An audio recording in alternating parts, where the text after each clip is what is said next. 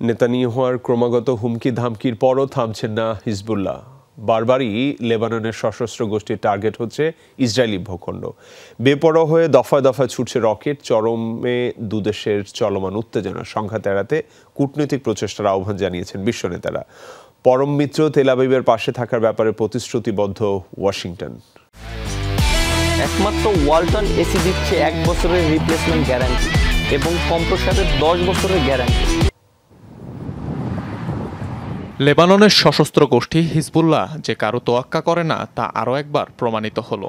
Netanyahu প্রশাসনের হুমকির পরও ইসরায়েলি ভূখণ্ড লক্ষ্য করে দফায় দফায় হামলা চালাচ্ছে ইরান সমর্থিত গোষ্ঠীটি। হিজবুল্লাহর প্রতিশোধের আগুনে আবারও জ্বলছে ইসরায়েল।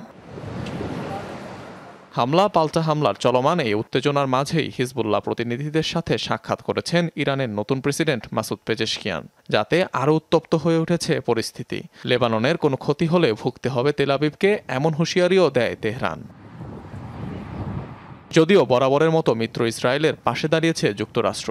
যে কোনো মূল্যে তেল আবিবকে সহযোগিতার আশ্বাস ওয়াশিংটনের। আত্মরক্ষার জন্য যা যা করা দরকার ইসরায়েল তা করবে, সেটি তারা করেও এসেছে। যে কোনো মূল্যে তাদের আত্মরক্ষায় সাহায্য করতে যুক্তরাষ্ট্র প্রতিশ্রুতিবদ্ধ, কিন্তু বিষয়টি কূটনৈতিকভাবে সমাধান হলেই ভালো। এদিকে লেবানন ইসরায়েল চলমান উত্তেজনায় উদ্বেগ প্রকাশ করেছে বিশ্বের বিভিন্ন দেশ। নিজ দেশের নাগরিকদের বৈরুত ছাড়ার নির্দেশও দিয়েছে কয়েকটি রাষ্ট্র।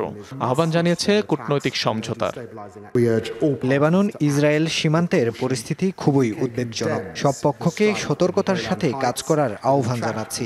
ব্রিটেন গোলান মালভূমিতে হামলার নিন্দা প্রকাশ করছে। হিজবুল্লাহকে অবশ্যই তাদের কার্যক্রম বন্ধ করতে হবে।